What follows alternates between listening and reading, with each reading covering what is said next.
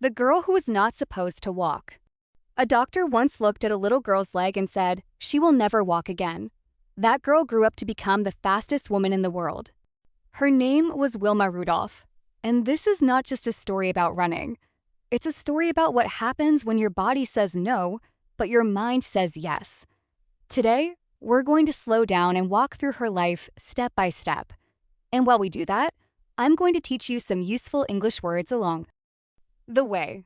Simple words, the kind you can use tomorrow in a real conversation. So get comfortable. Let's begin. Wilma was born in 1940 in a small town in Tennessee in the United States. She was born too early, premature. That means she came into the world before her body was fully ready.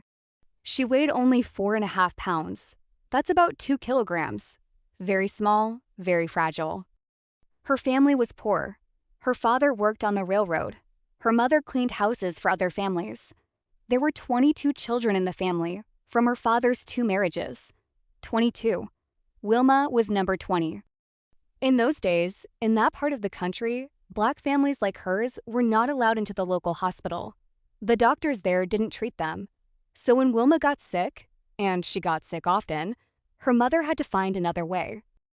Here's a good word for you: fragile. It means easily broken, easily hurt. Wilma's health as a small child was fragile. She had measles, she had mumps, she had scarlet fever. Each one is a different sickness, but together, they hit her small body again and again. Then, at age 4, something worse happened. Her leg started to twist. It became weak. It curved in a strange way. The local doctor examined her and gave the family the news: polio. If you don't know this word, let me explain it simply. Polio was a disease that attacked children mostly. It attacked the nerves, the small wires inside your body that carry messages from your brain to your muscles. When polio hit a leg, sometimes that leg stopped listening to the brain. It got weak. It stopped growing normally, and often, for the rest of that person's life, they could not walk without help. The doctor told Wilma's mother, plainly, her daughter would never walk again. Imagine hearing those words about your own child. Imagine looking at a 4-year-old girl full of energy inside her eyes and being told that her legs were finished. Most families in that situation, in that time, with that little money, would have accepted it. There was no free healthcare. There was no easy support system. Just a mother, a father, and a house full of children. But Wilma's mother, Blanche, made a decision.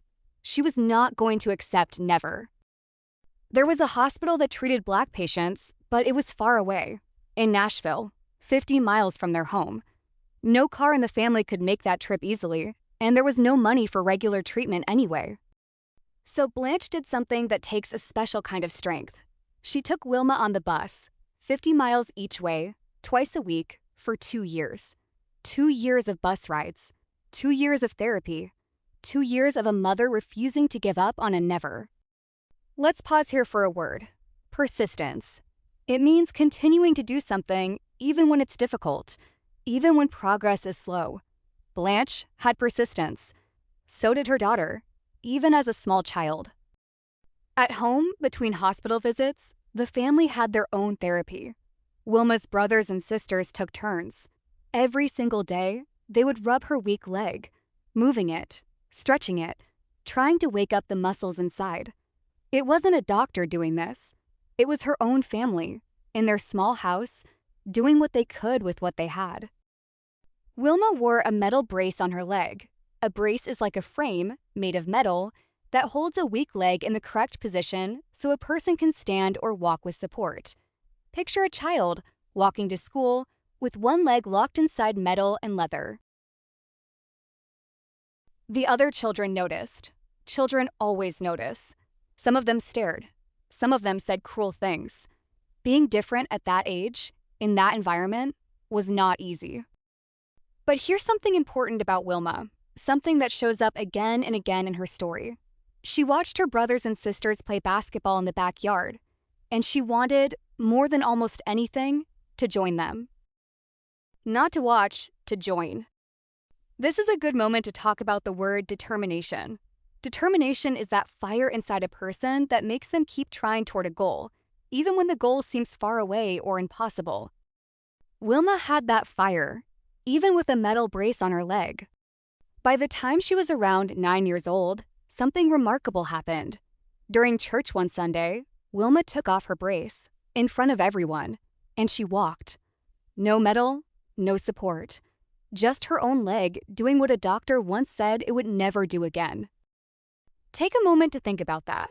A doctor, an expert, someone trained in medicine, said never. And a 9-year-old girl, with the help of a stubborn mother and a patient family, proved that word wrong. This is where I want to introduce another word, resilience. Resilience means the ability to recover from difficulty, to bounce back, almost like a rubber ball that gets pushed down but always returns to its shape. Wilma's body and her spirit showed incredible resilience. Once she could walk without the brace, Wilma didn't slow down. She sped up. Literally. She started running everywhere. To school, around the yard, just for the pure joy of moving a body that, for years, could barely stand. At 12 years old, she asked her brother to put up a basketball hoop in the yard. She practiced constantly, for hours, copying moves she saw other players do. And by high school, she made the school basketball team. Here's a small human detail that I love about this part of her story. In her first 2 years on the team, she barely played. She sat on the bench most games. Her nickname on the team, given by teammates, was actually a bit unkind. They called her Skeeter, short for mosquito, because she was thin and fast but, at first, not very good at the game. Let's take that word, nickname. A nickname is an informal name people give you, sometimes based on a personal trait. Sometimes nicknames are kind. Sometimes, like this one at first, they carry a small sting. But Wilma kept practicing, and in her sophomore year, that means the second year of high school in the American system, everything changed. She became the top scorer, not just on her team, but in the entire state basketball tournament. Scoring 803 points that season, people started paying attention. One of the people watching her play basketball was a track coach named Ed Temple from Tennessee State University. He wasn't watching her dribble or shoot. He was watching how she moved, how she ran across that court. He saw something in her stride, in the way her legs carried her, that told him this girl belonged on a track, not just a basketball court. He invited her to a summer running camp at his university. Now, here's a word worth learning: opportunity. It means a chance, often unexpected, to do something that can change your path. Ed Temple's invitation was exactly that: a door opening, at the right moment, for a girl who years earlier could not stand without medal support. Wilma took that opportunity, and she was fast, faster than almost anyone Coach Temple had trained. By age 16, she was already competing at a national level. Then, in 1956, at just 16 years old, Wilma made the United States Olympic team and traveled to Melbourne, Australia for the Olympic Games. She competed in the 4x100-meter relay and won a bronze medal. A bronze medal at 16. Most people would call that the peak of a career. For Wilma, it was only the beginning. She went to college at Tennessee State University, running under Coach Temple's training program known as the Tiger Bells. She trained hard, year after year, building not just speed, but strength, technique, and mental focus. Let's learn one more useful word here: discipline. Discipline means the practice of training yourself to follow rules and routines, even when you don't feel like it, in order to reach a bigger goal. Every early morning practice, every repeated sprint, every hour on that track, that was discipline in action. By 1960, Wilma Rudolph was ready for the biggest stage of her life, the Olympic Games in Rome, Italy. Before we get to Rome, there's one detail I need to share, because it makes what happened next even more powerful. Just days before the Olympic competition began, Wilma twisted her ankle badly during practice. An ankle injury, for a sprinter, is a serious problem.